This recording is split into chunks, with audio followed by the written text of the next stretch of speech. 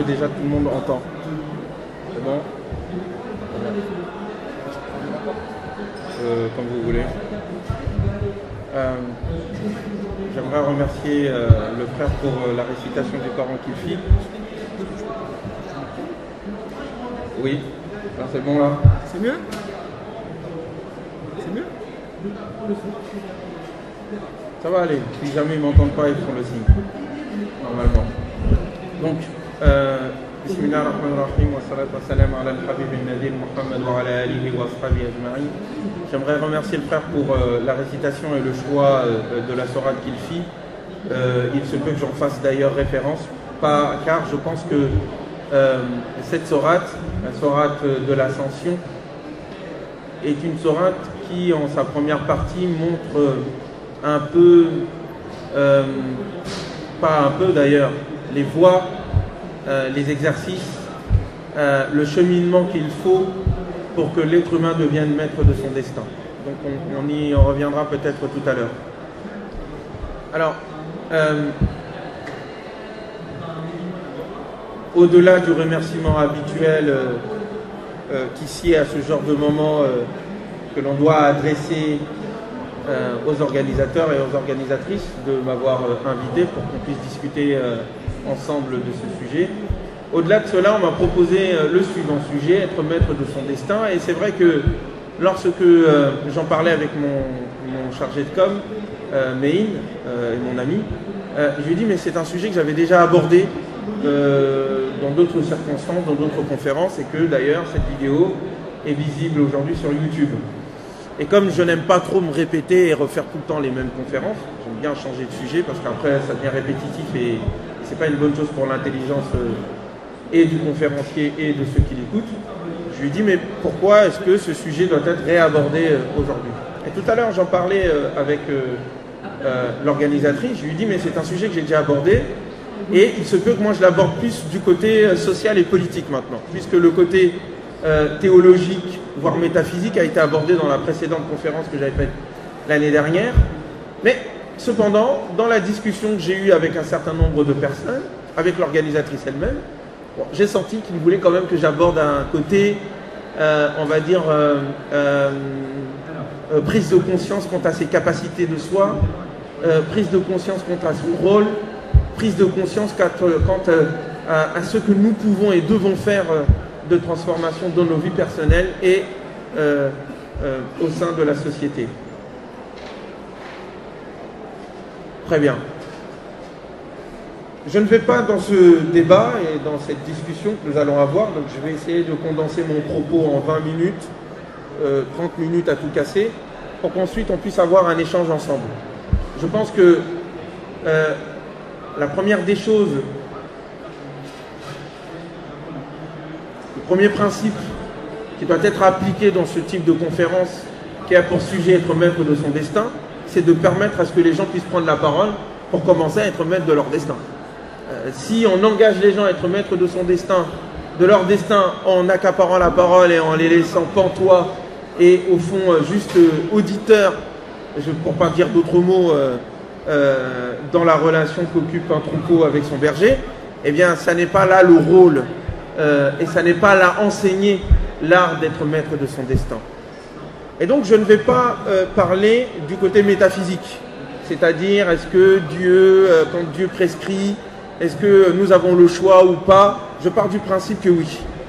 Je pars du principe que Dieu a créé l'être humain libre et qu'il l'a mis sur terre pour qu'il exerce cette liberté en toute autonomie, et c'est la raison pour laquelle d'ailleurs il sera récompensé soit en mal soit en bien au jugement dernier par rapport à ce qu'il a fait. Si nous ne sommes pas maîtres de notre destin, dans le sens où nous sommes libres dans nos choix et nous sommes capables d'agir et d'influencer la réalité dans un sens comme dans l'autre, la religion, la liberté, la responsabilité, le jugement dernier n'ont aucun sens.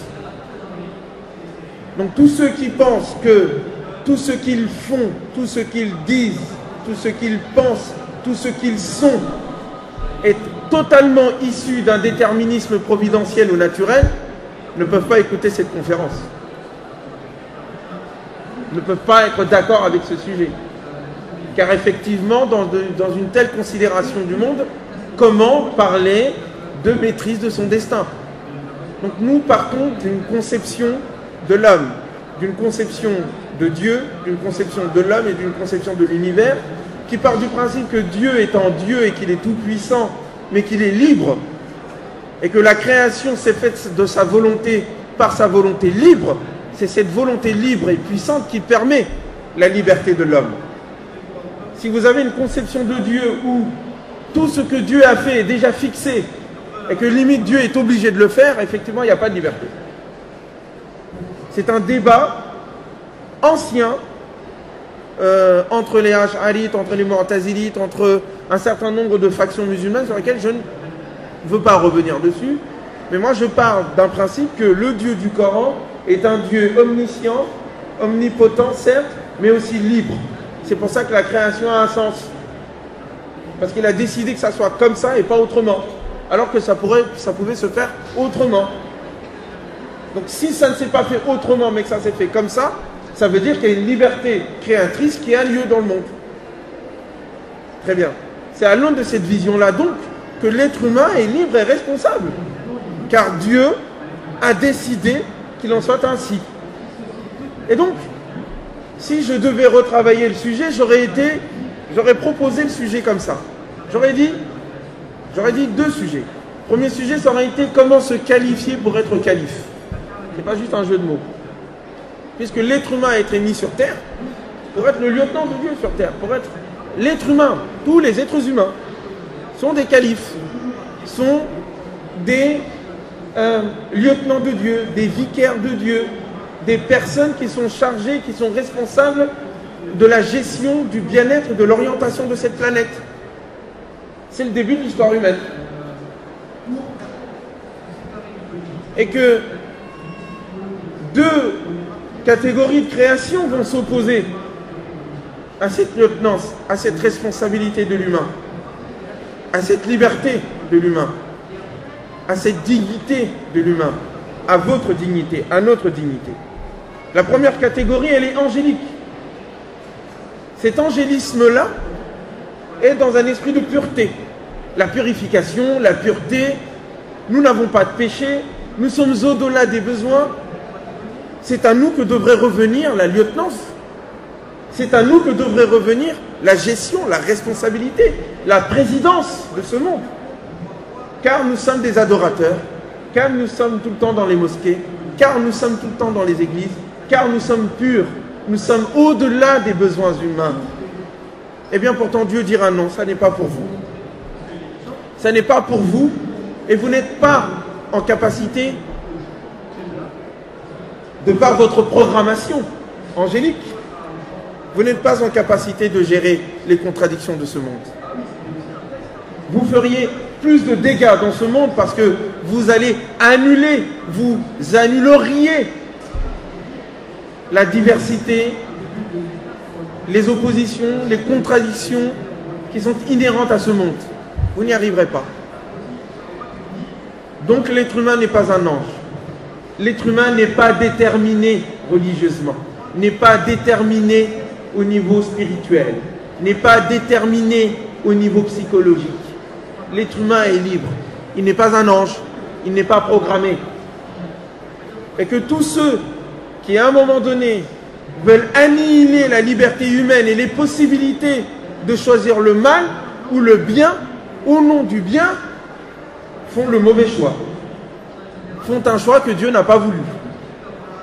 Et donc, il démontrera plus tard dans l'histoire l'erreur des anges. Vous avez une vision programmée, angélique, il n'y a qu'une seule manière de voir le monde, alors que le monde est au-delà de votre perception. Ma création ne se limite pas à vous. Vous ne pouvez pas limiter ma création libre divine à votre programmation angélique. C'est faire fi de la liberté, de la création, de la diversité, de l'infini de la création divine. C'est très important cette histoire. Nous souvent on la raconte avec enfin bref. On rajoute des histoires qui n'ont rien à voir avec le contenu même de l'histoire qui nous a été racontée dans le Coran. Ça n'est pas un hasard. Une autre catégorie de création, celle-ci diabolique, démoniaque, va avoir la même objection, mais selon un point de vue différent, un point de vue naturaliste, un point de vue temporaliste. C'est que cet être humain-là, c'est pas un ange, et puis, donc les anges vont juger l'être humain comme étant celui qui va semer la corruption sur terre.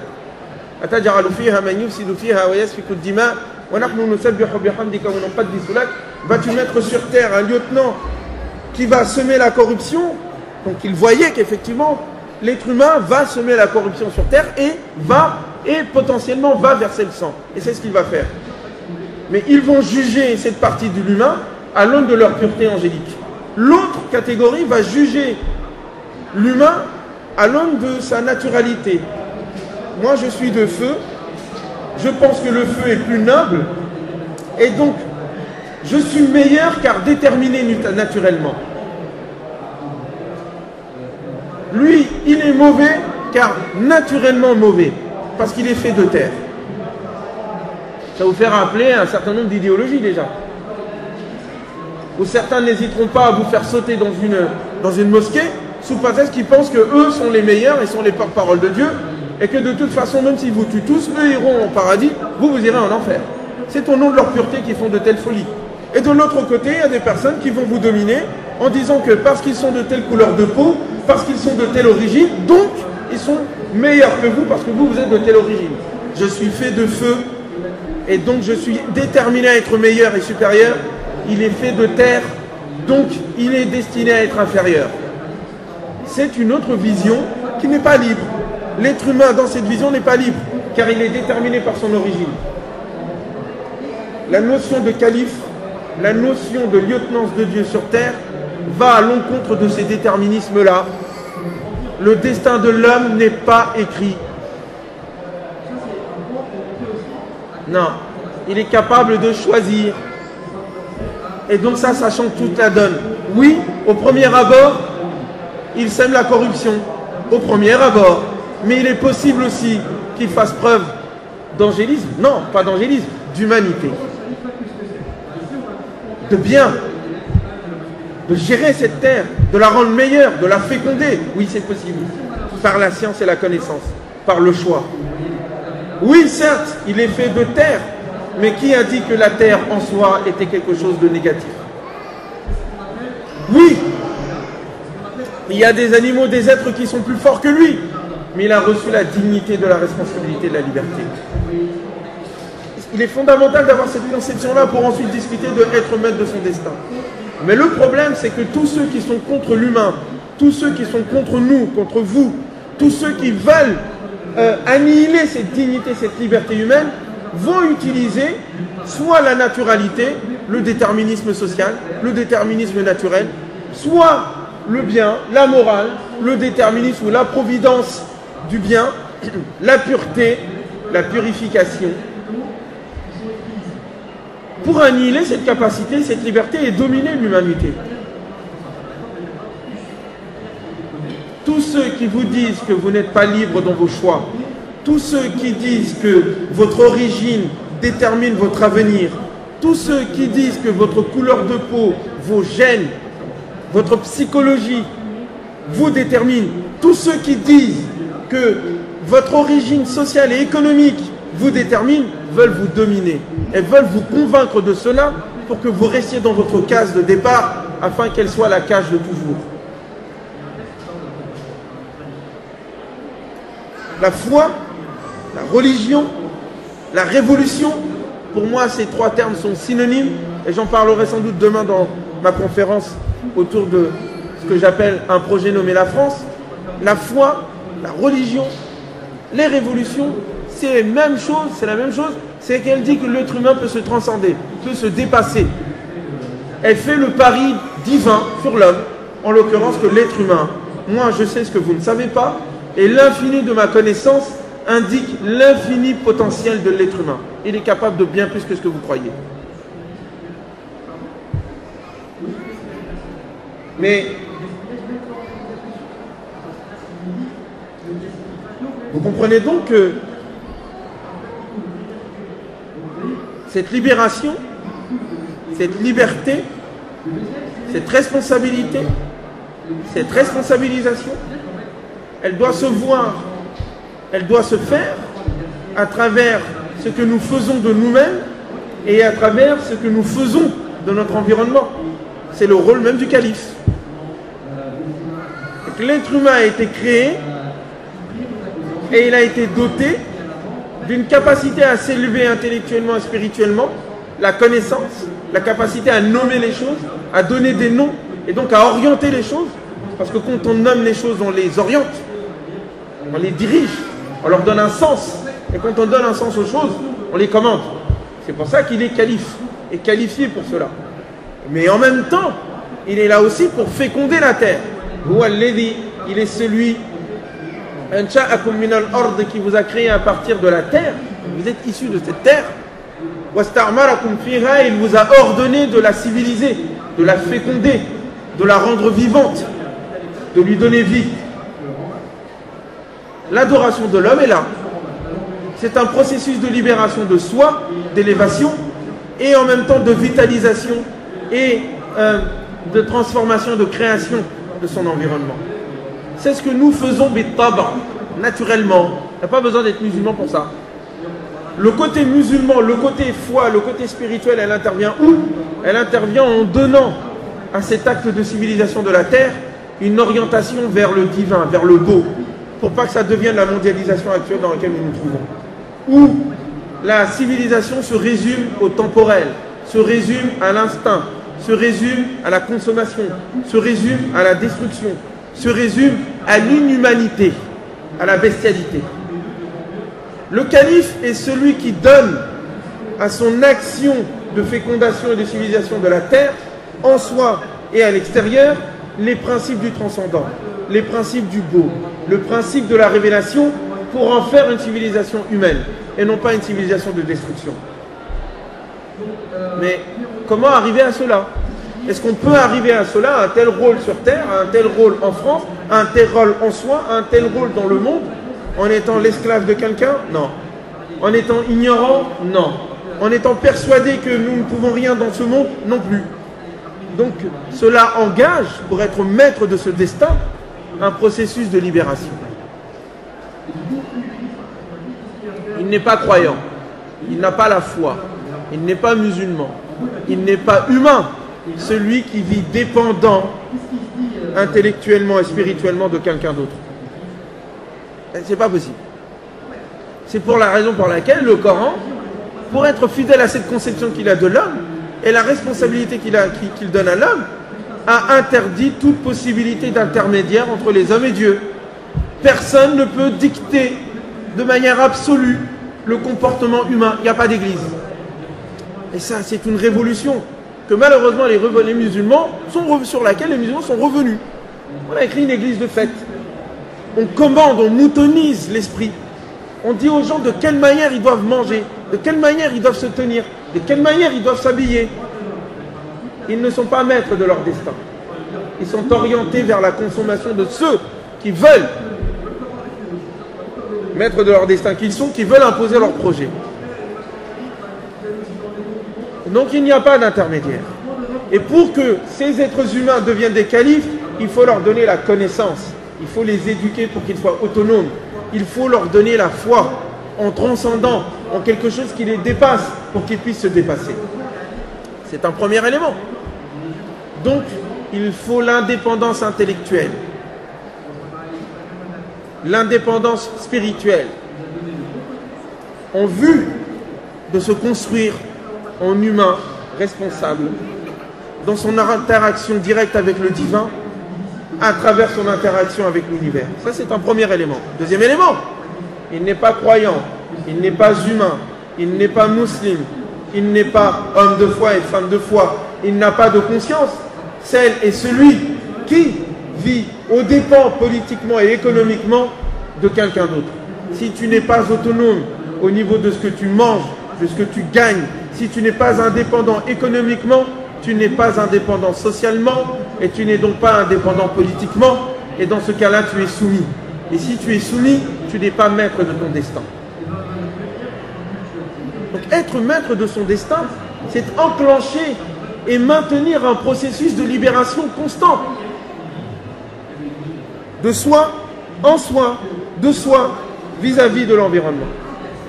Individuellement et collectivement. Vous voyez, ce que j'essaye de vous indiquer, que ce n'est pas juste une question de conception et de foi. Ça doit être concrétisé dans la réalité. C'est exactement ce que le prophète a fait, alayhi salam, dans ce que moi j'appelle la révolution coranique. C'est une révolution qu'il a établie. Si vous indiquez, si vous regardez les principes de la révélation résumée par « Il n'y a pas d'autre Dieu que Dieu ». Dire qu'il n'y a pas d'autre Dieu, c'est-à-dire que tous ceux qui vous dominent économiquement, intellectuellement et spirituellement, soit par le clergé, soit par l'empire, se doivent de prendre dans votre tête la place du divin et du transcendant. Ils doivent vous dire, nous sommes le transcendant, donc vous êtes obligés de nous suivre. Donc nous devons accepter leur divinité, soit implicitement, soit explicitement. Dire qu'il n'y a pas d'autre Dieu, c'est couper toutes les têtes à tous les faux dieux. Si ce n'est Dieu, c'est-à-dire qu'il y a quelque chose qui est au-delà qui nous permet de nous libérer. Si vous regardez les conséquences de ce propos, ça a été d'être contre le principe du clergé et le principe de l'église, on va dire même traditionnelle. Nous sommes contre le wajadna aba'ana, nous avons trouvé nos ancêtres et nos ancêtres sont la limite. Nous sommes contre ar-ruhban wal-ahbar, que le Coran appelle la plupart des prêtres, évêques, rabbins, des hommes d'église, et on pourrait rajouter des chouyoukh et les imams. La plupart d'entre eux s'interposent entre les gens et la voix de Dieu et mangent et gaspillent, bouffent l'argent des gens. C'est la sourate Tawbah. Ça a des conséquences concrètes. Mais si vous regardez ce qui est advenu en Europe et par rapport à la modernité, quand bien même les histoires diffèrent, l'origine des révolutions françaises, l'origine des révolutions américaines, l'origine des révolutions anglaises, qui est la première, et l'origine même des principes de la modernité, ça a été contre l'Église et contre le pouvoir du droit divin.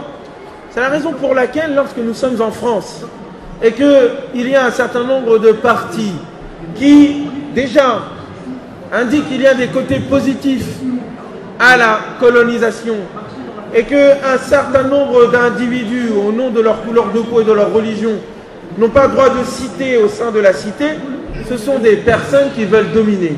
Ce sont des personnes qui vont à l'encontre de la modernité, les principes même de la modernité qu'eux-mêmes déclarent défendre, et qui vont à l'encontre au sein du monde musulman des principes même de l'islam, qui veut que l'être humain soit libre parce qu'il a été créé en tant que tel. Mais la question c'est comment y arriver. Ibn Khaldoun disait que l'être humain est président, l'être humain est raïs bit-tab', naturellement. Naturellement, hommes et femmes, nous avons en nous, nous ressentons en nous de la souveraineté.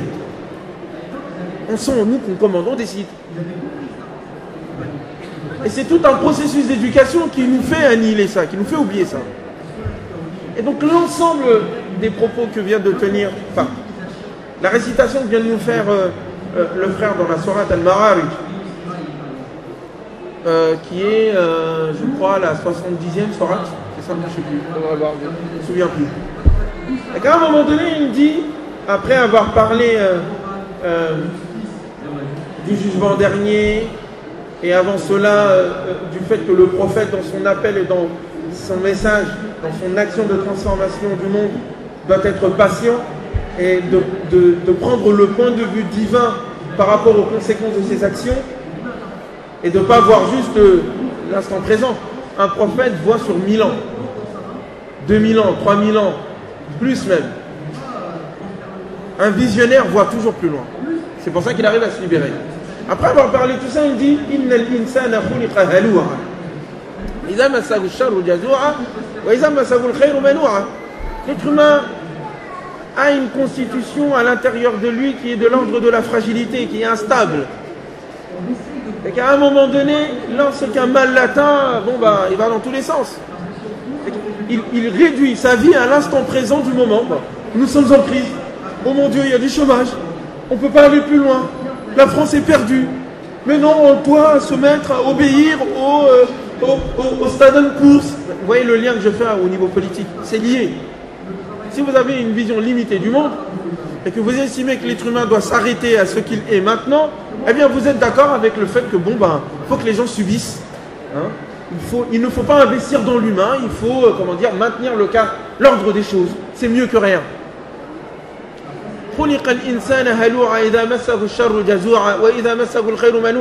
Par contre, lorsqu'un bien l'atteint, ça y est, il pense que c'est la fin du monde. Le monde s'arrête ici. Nous sommes meilleurs, nous avons la prospérité, nous sommes bien, je me sens bien là, j'ai gagné, je suis devenu ce qu'on appelle aujourd'hui un bourgeois. Je ne sais pas s'il y aura des blagues joie, on verra ça après, ça commence. Mais bon, bref. Donc on a un peu ce côté, un peu, on s'arrête à l'instant présent, à l'instant T. Et nous finissons par déterminer notre intériorité, à déterminer notre être par rapport aux acquis, à l'avoir. Donc on se soumet à l'avoir, on se soumet aux instincts, on se soumet à ces faux dieux intérieurs et extérieurs qui finissent par complètement nous bloquer. Et donc, il est demandé à l'être humain de se libérer de ces états-là, de ne pas réduire, de ne pas se réduire, de ne pas s'emprisonner, de ne pas devenir l'esclave du moment de l'ordre établi, intérieur et extérieur, de ne pas se laisser façonner par l'instantanéité, le moment. La foi, c'est ce qui permet de transcender cela, de ne pas être maître, de ne pas être l'esclave et le serviteur des moments émotionnels qui nous traversent ou des moments environnementaux que nous subissons, mais d'être les maîtres de cette intériorité et les maîtres de ces moments extérieurs en nous libérant. Comment on nous libère? Il donne la liste. Illa al-musallin, ceux qui font la prière. Alors bien sûr, ce n'est pas la prière que nous on fait, on a bien compris. Les prières de 5 minutes qu'on expédie, comme ce que je viens de faire ce matin, que Dieu accepte tout de même cette prière, mais il s'agit de cette relation avec le divin, de se transcender, de se dire qu'il y a quelque chose qui est au-delà, qui donne sens, et de se mettre en quête de ce sens-là, de se mettre en relation, en communication avec celui-ci. C'est une première étape.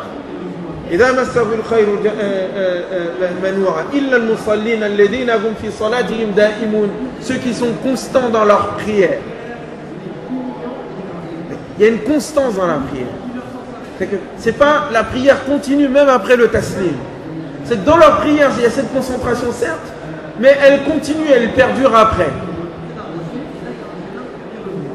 Et ils ont une relation donc avec eux, à l'intérieur d'eux, que cette prière permet, cette constance, ce souvenir, le fait de ne pas se laisser aller, de se maîtriser, de prendre de la hauteur à chaque instant, à chaque moment, premièrement, et deuxièmement, cela a des conséquences avec les biens, avec ce que nous mangeons, parce que lorsque de l'intérieur nous sommes dominés par notre argent et par nos biens, nous ne pouvons pas faire le bien. C'est ce qui se passe en France, c'est ce qui se passe en Europe. Complètement emprisonnés par le succès éphémère de la croissance, on finit par adorer la croissance pour la croissance, jusqu'à tuer et sacrifier des êtres humains, comme cela se passe en ce moment en Grèce. C'est une forme d'adoration, d'idolâtrie. Donc il faut se libérer de l'argent pour pouvoir continuer à acquérir de l'argent. Vous comprenez ce que je veux dire? Maîtriser l'argent, c'est se donner les moyens d'investir l'argent là où il faut, c'est-à-dire dans l'humain. Parce que c'est l'humain qui crée l'argent, c'est pas le contraire. Donc, ils ont dans leur bien un droit bien connu. C'est déterminé. À chaque moment, dans mes biens, il y a telle chose que je dois contribuer, que je dois donner, qui est réservée aux plus pauvres. Et c'est un droit pour eux. Donc il y a immédiatement l'esprit de solidarité.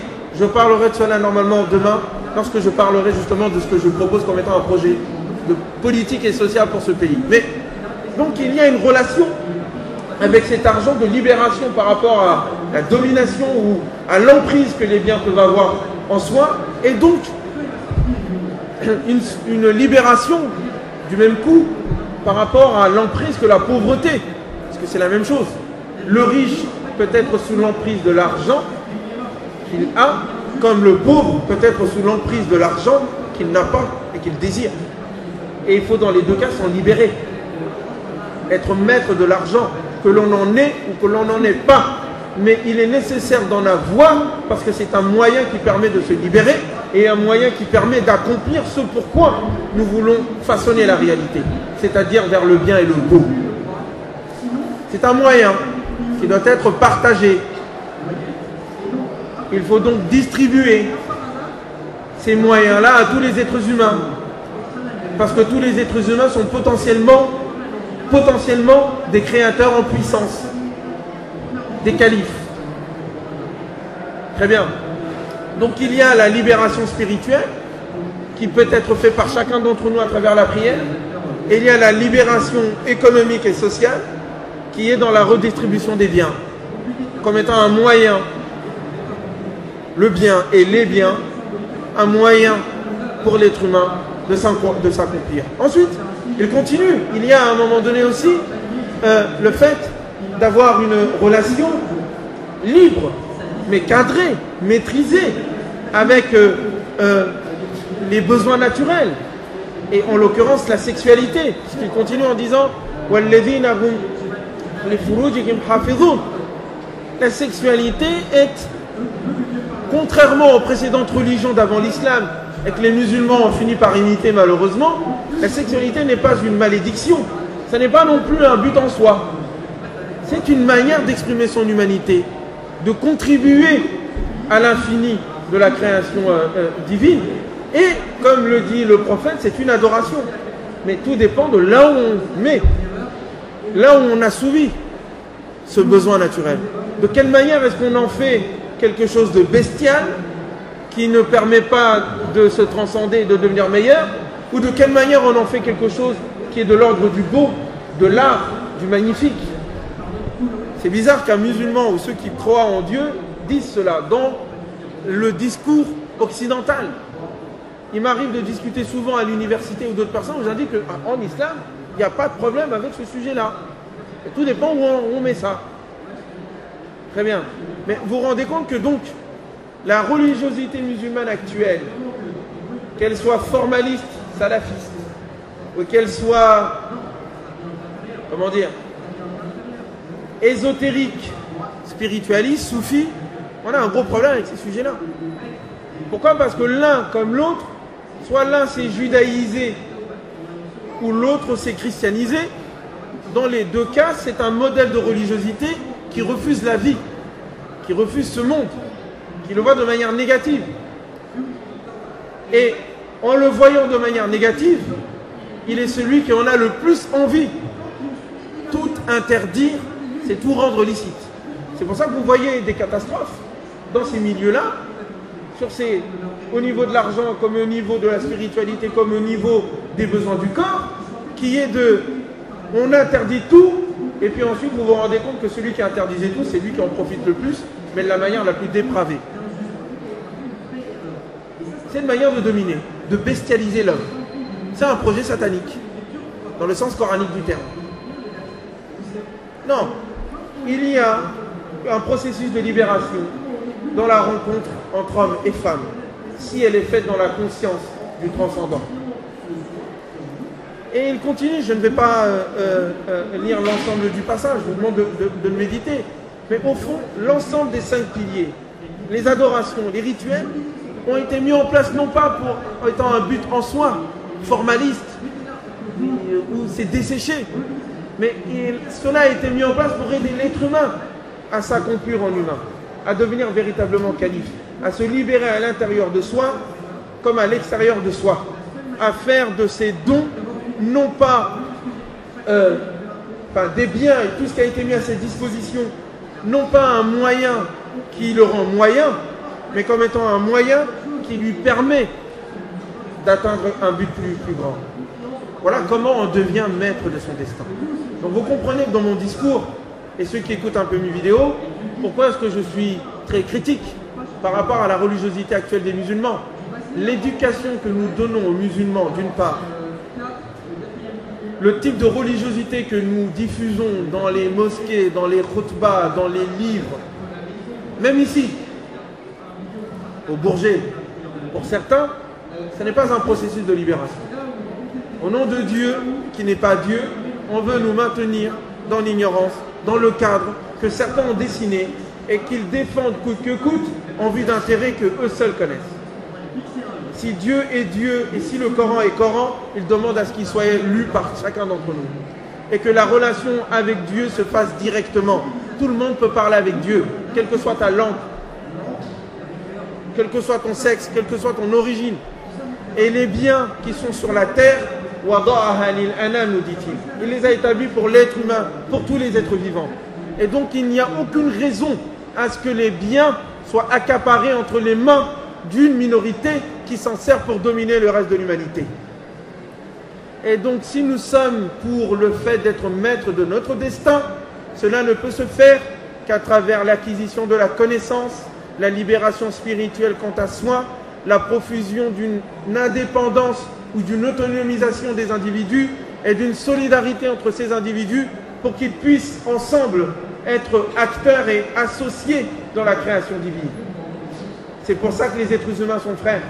C'est pour ça que pour le Coran, s'il n'y a qu'une seule civilisation, c'est la civilisation humaine, il y a plusieurs manières de porter cette civilisation et que ces manières différentes de porter ces civilisations, qu'elles soient culturellement ou religieuses, sont des diversités qui enrichissent cette civilisation et non pas des divisions qui coupent cette civilisation à son origine. Tous les processus de domination sont une volonté d'uniformisation qui vise à faire de l'être humain soit une bête, soit autre chose qu'il n'est pas. Soit au nom d'un angélisme, de la pureté, on va détruire l'humain, soit au nom d'un déterminisme de la loi du plus fort animal, on va détruire l'humain. La voie de la transcendance, la voie de la foi, la voie de l'humanité, la voie au fond de ce que Dieu a donné à travers les révolutions que sont les prophéties et les révélations, et la dernière d'entre elles qui est le Coran, c'est celle qui dit que l'être humain est capable et donc il n'est pas coupable, il est capable et donc il est responsable, il est capable et donc il faut lui faire confiance. C'est cette confiance que je vous demande de partager avec moi et au fond d'enraciner en nous à travers l'échange que nous allons avoir. Je vous remercie. Salam alaikum.